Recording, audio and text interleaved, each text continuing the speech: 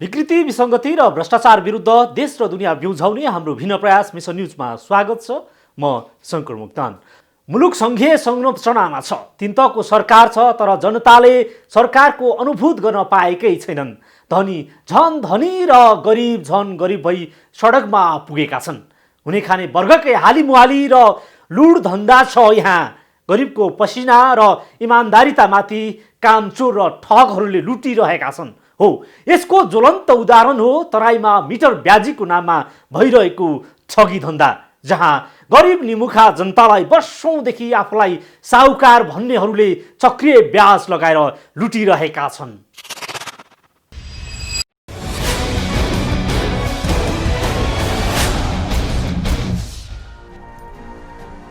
तराई मधेसका बारा, पर्सा, रौतहट, सर्लाही लगायतका जिल्लाहरूमा चर्को ब्याजमा गरिब सर्वसाधारणलाई ऋण दिएर उनीहरूबाट करोडौं असुल्दै आधुनिकताको साहुकार कहलिएका छन् मिटर ब्याजी ठगहरू।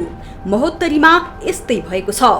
ऋणको ब्याजको सट्टा दुहुना भैँसी लैजान नदिएपछि मिटर ब्याजका नाइकेले औरही नगरपालिका एकी 65 वर्षीया पासोदेवी मण्डललाई कुटपिट गरेर घाइते बनाएका छन्।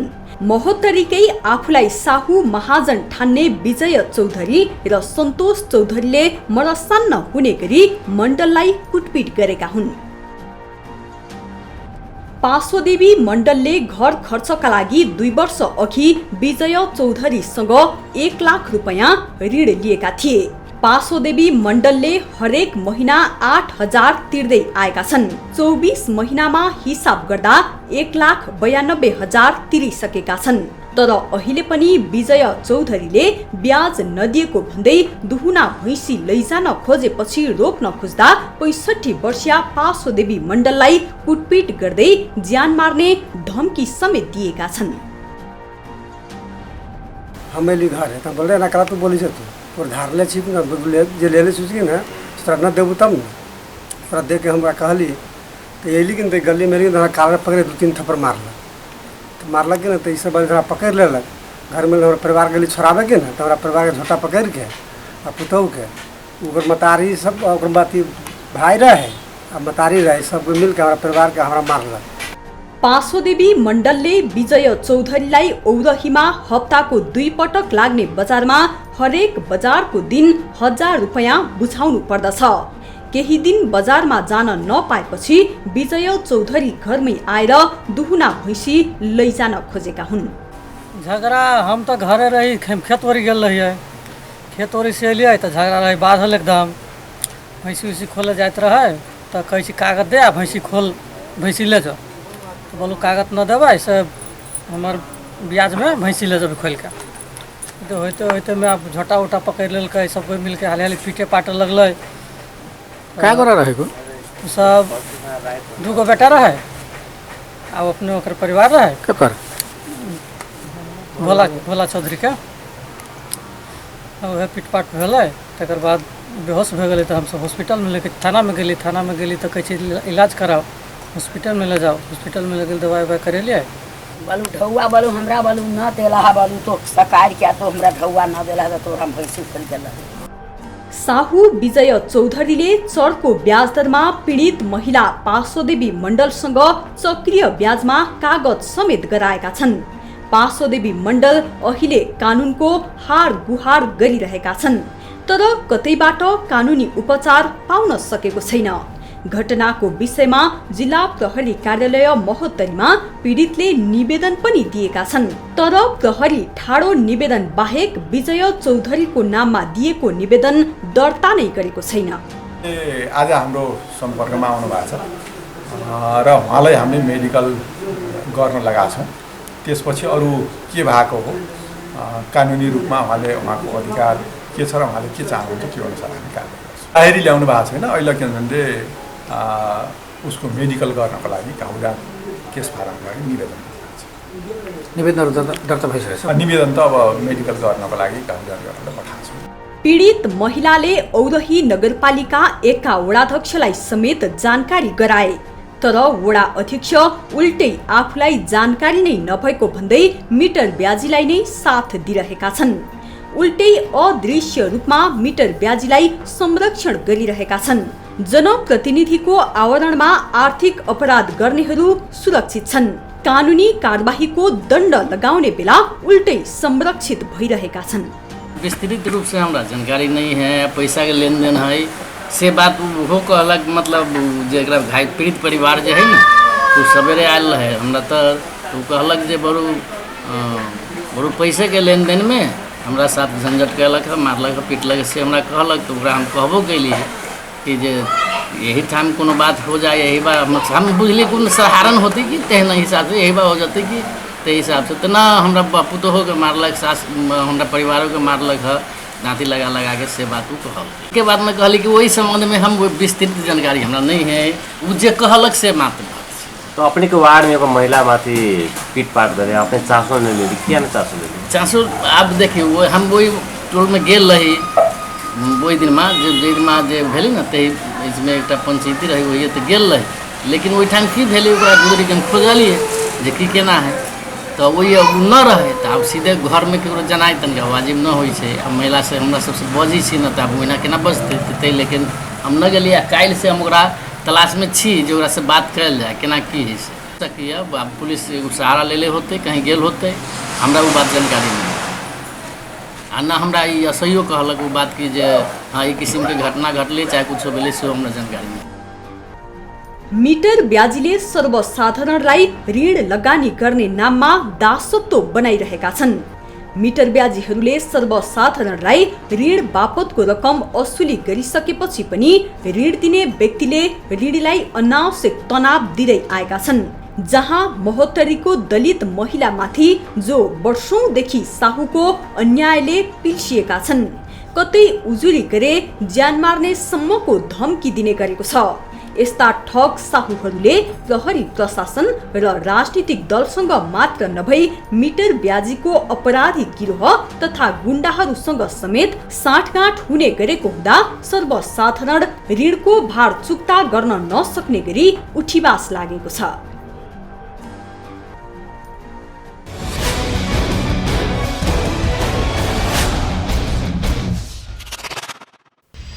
बैंक तथा वित्तीय संस्थाको विकास भएको छ। नगरदेखि गाउँसम्म वित्तीय संस्थाहरू पुगे पनि महोत्तरीका गरिबहरूमाथि विजय चौधरी र सन्तोष चौधरी जस्ता साहुकारले लुट मचाएका छन्। कानुन यसरी ब्याज असुल्नु आर्थिक अपराध हो, सामाजिक रूपमा दण्डनीय पनि हो, तर कानुन र नयाँ व्यवस्थालाई समेत चुनौती दिँदै प्रदेश नम्बर 2 मा मिटर ब्याजीहरूको दबदबा छ। रिपोर्ट देखाउनेछौँ एकैछिनको ब्रेकपछि। दर्शकबिन ब्रेकपछि पुनः स्वागत छ। महोत्तरीवासी दिनानुदिन गरिबीको दुष्चक्रमा फस्दै गएका छन्। बहुआयामी गरिबी प्रतिवेदन 2074 अनुसार प्रदेश नम्बर 2 मा बहुआयामी गरिबी करिब 48% छ। 8 जिल्ला भएको प्रदेश 2 को महोत्तरीको गरिबी औसत अनुमान पनि आधा जनसङ्ख्या छ। तिनै गरिबका नाउँमा सङ्घीय व्यवस्था आए पनि दलका नेताको जीवन बदलिए पनि महोत्तरीका गरिबीको चुलो बल्न सकेको छैन।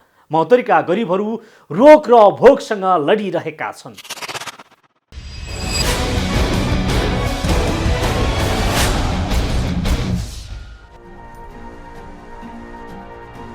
मुलुकमा धेरै व्यवस्था फेरिए तर नागरिकको अवस्था फेरिएन।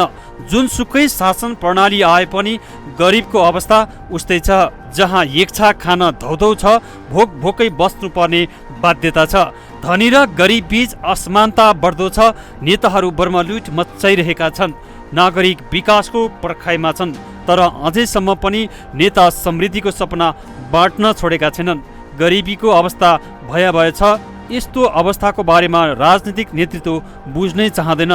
यस्तै तराईमा आफै अन्नको भण्डार हो, तर त्यही तराईका नागरिकलाई गरिबी र भोकले लखेटिरहेको छ। यस्तै गरिबीको दुष्चक्रमा महोत्तरी पनि फसेको छ।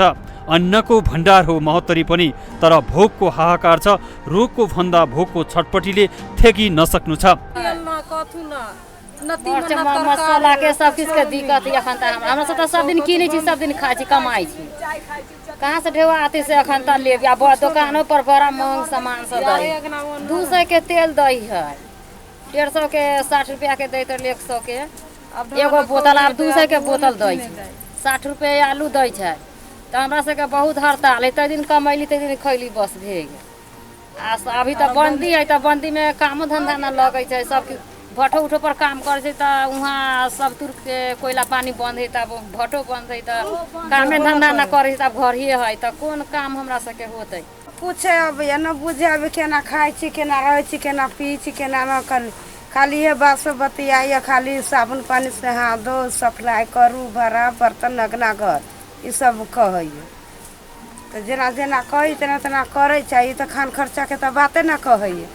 आ केतनो अथी कहै छी नाक में लगैले हमरा सबके तो कहू नहीं अबैया। रहली टिकुलिया सरंचिया काम कर के जब भट्ठा पर काम चली करी तो वजह से रहली लगभग 16-17 आदमी।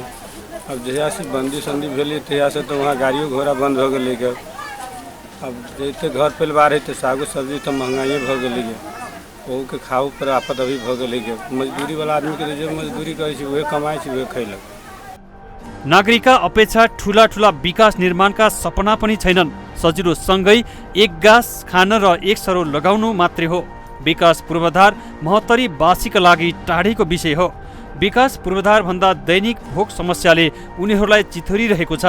भोक र रोगको अन्त्य गर्न भन्दै धेरै राजनीतिक पात्रहरू गरिबीका झुपडीमा नपुगेका पनि होइनन्, तर झुपडीको मुहार भने फेरिन सकेन। तराई मधेसका नाउँमा राजनीति गर्ने अमुक नेताको जीवनमा काया पलट भएको छ।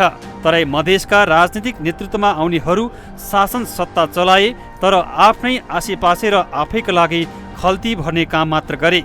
यो आरोप हुँदै होइन, यो सत्य तथ्य र प्रमाणले पुष्टि गरिसकेको छ। सबुत प्रमाण हो, यो दृश्यले पुष्टि गरिरहेको छ।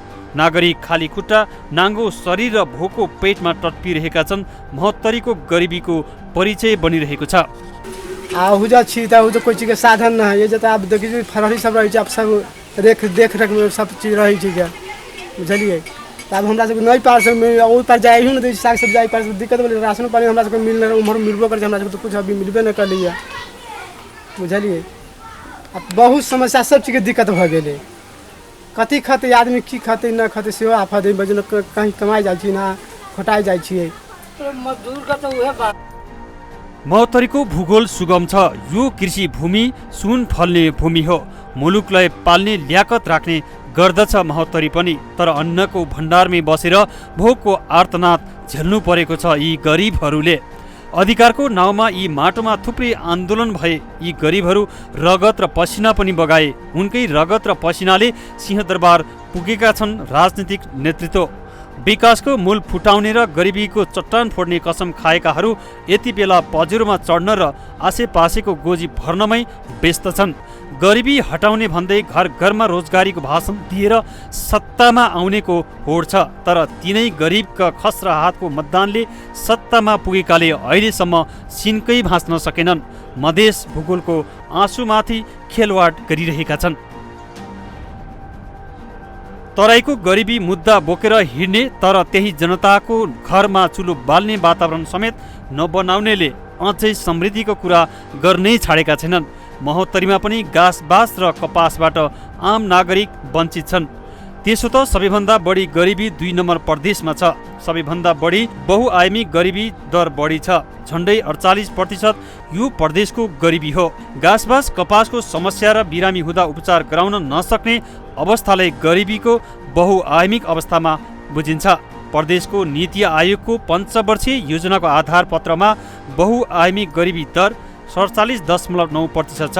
नेपालको बहुआयामी गरिबी दर 28.6% छ। आर्थिक गरिबी दर 2 नम्बर प्रदेशमा 27.7% छ।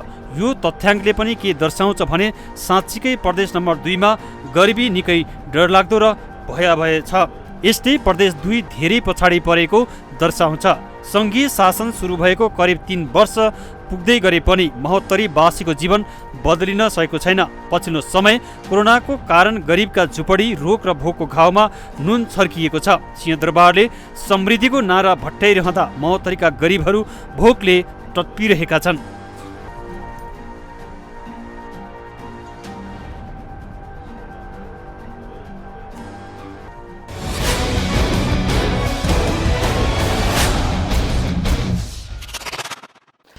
लामो सङ्घर्ष र बलिदानबाट 2074मा सङ्घीय निर्वाचनपछि सिंहदरबारको अधिकार गाउँ नगरमा पुगेको छ। अधिकारसँग स्रोत र साधन पुगेको छ। संहिताको नाउँमा स्थानीयले स्वशासन गरिरहेका छन्। स्रोत साधनको परिचालन र त्यसको लाभ लिन भन्दै सङ्घीयता कार्यान्वयन भए पनि प्रदेश नम्बर 2 का महोत्तरीका गरिबको झुपडीमा पुगेको छैन। गरिबहरू भोक र रोगसँग भिडिरहे पनि राजनीतिक नेतृत्व पजेरो र आलिशान महलमा मस्ती गरिरहेको छ। प्रदेश नम्बर 2 चरम गरिबीसँग फेरिएको नेताको दैनिकीको रिपोर्ट देखाउनेछौँ एकैछिनको ब्रेकपछि। कुशासन, भ्रष्टाचार, गरिबी, अभाव र रोगसँगको लडाईँमा प्रदेश नम्बर 2 का नागरिकको दैनिकी क्रमशः सङ्कटमा पर्दै गएको छ। अथाह कृषि भण्डारमा बसेर भोकका लागि याचना गरिरहेको छ। तिनै गरिबहरूको काँधमा बन्दुक राखेर राजनीति गर्नेहरू आलिशान महल र पजेरोमा मस्ती गरिरहेका छन्।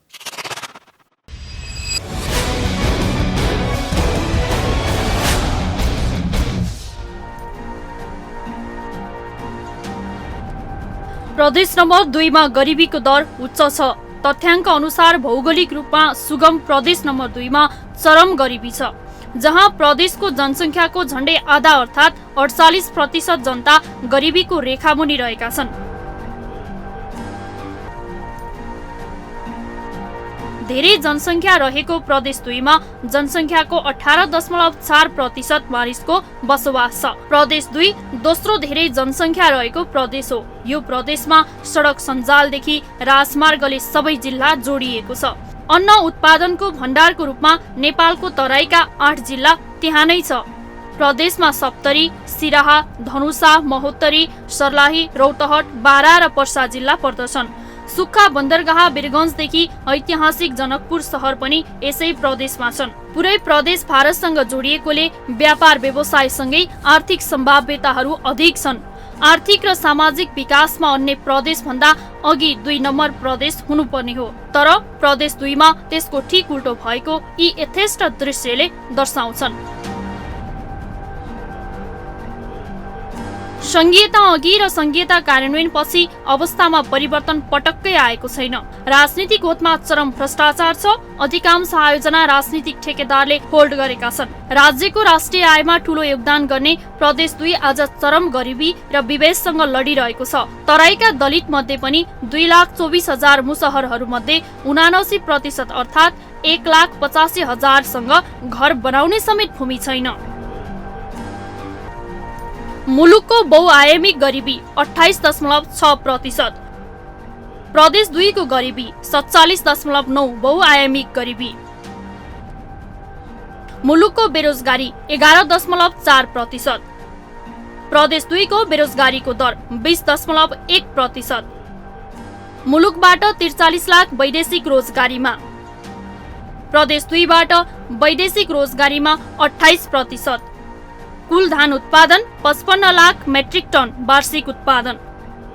प्रदेश 2 को धान उत्पादन 35% अनुमान।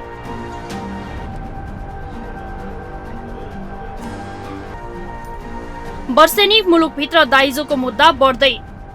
प्रदेश 2 मा दाइजोको मुद्दा 60% बढी अनुमान। खानेपानी, विद्युत र इन्धनकै अझै अभाव छ। यहाँ असमानता र अन्धविश्वास उच्च छ।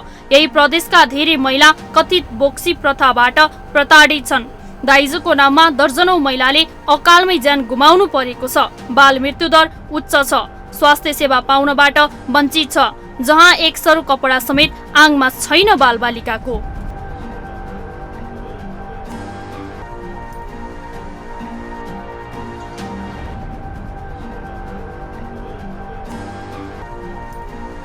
प्रदेश 2 मा धनी गरिबीको असमानता बढ्दो छ। धनी अझै धनी बन्दै गएका छन्, गरिब झनै गरिब बनिरहेका छन्, जहाँ दलित बस्तीको अवस्था दयनीय अवस्था छ।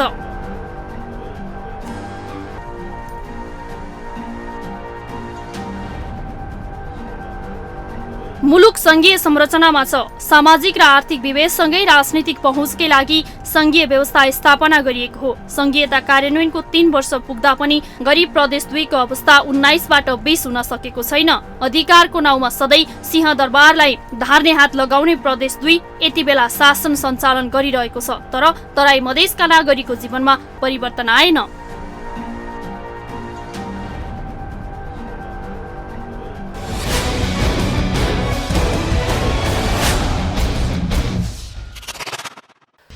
तत्कालीन गजेन्द्र नारायण सिंहदेखि यति बेला चल्तीका नेता उपेन्द्र यादवसम्मले मधेसको नाउँमा राजनीति गर्दै आए। राजनीतिक अधिकारबाट तराई मधेस उपकक्षामा परेको भन्दै सङ्घर्षका आन्दोलन पनि भयो। स्वशासनको अधिकारको लागि सङ्घीयताको चर्को माग उनी उपेन्द्र यादव लगायतका नेताहरूले राखेर आन्दोलन पनि गरे। सङ्घीयता यति बेला मुलुकमा कार्यान्वयनमा छ, तर सङ्घीयतापछि तराई मधेसको जीवनमा परिवर्तन आउँदै आएन। नेता धनी बन्दै गए।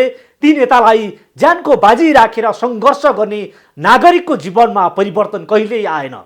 मिटर ब्याजीलाई त्यही नेताले साथ दिँदै आएका छन्। हवस् त आजलाई मिसन न्युज यति नै। समाजको बृहत्तर विकासका लागि जनहित र राष्ट्रहितका पक्षमा हामी निरन्तर आवाज उठाइरहन्छौँ। विकृति, विसङ्गति र भ्रष्टाचार विरुद्ध देश र दुनियाँ बिउझाउने मिसन न्युज जारी छ। सत्य, तथ्य र निष्पक्ष समाचारको लागि हेर्दै गर्नुहोला माउन्टेन टेलिभिजन। नमस्कार।